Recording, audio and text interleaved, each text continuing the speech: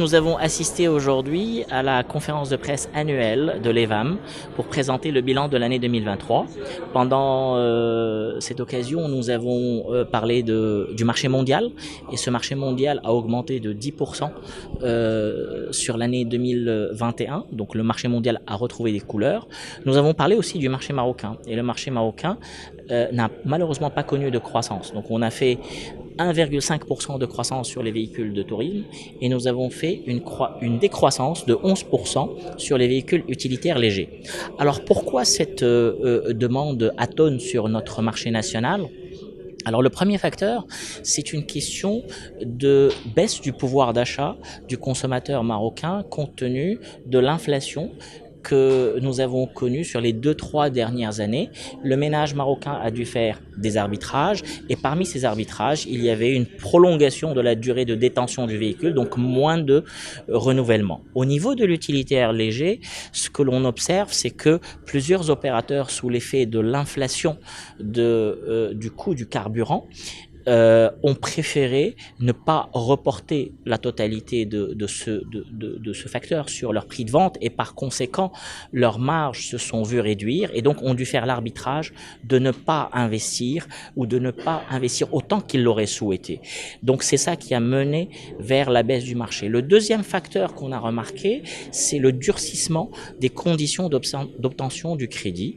Là encore, les organismes de crédit, sous l'effet de l'augmentation du risque, ont durci les conditions et par conséquent, le nombre de prétendants au crédit à la consommation est inférieur. Ce que nous pouvons dire aussi sur le marché, c'est que nous observons une augmentation, une poursuite de l'augmentation des véhicules à nouvelle énergie. Donc ces véhicules-là, qu'ils soient hybrides ou hybrides plug-in ou électriques, ont connu une augmentation. Rien que sur le véhicule électrique, nous avons connu plus que le doublement du marché. Certes, les volumes restent limités, mais c'est déjà un signe. Alors pourquoi ? Parce que déjà l'offre a été plus importante en nombre de modèles. Nous avons plus d'une quinzaine de marques qui proposent des modèles, plus de 25 modèles électriques disponibles sur le marché, mais la demande reste quand même limitée.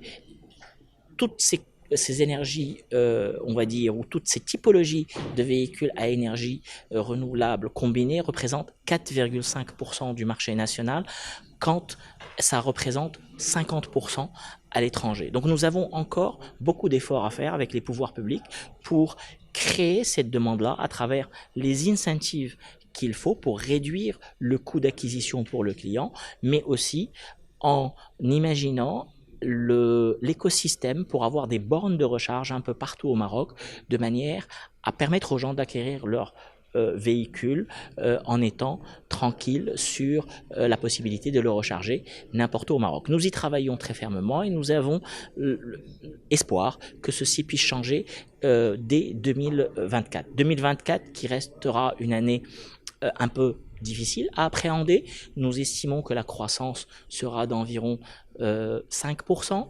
Pourquoi ? Parce que tous les retardataires qui ont retardé leur acte d'investissement ou d'achat du fait du contexte économique vont bien devoir renouveler leur véhicule et nous les accueillerons avec plaisir dans nos showrooms avec les meilleures conditions.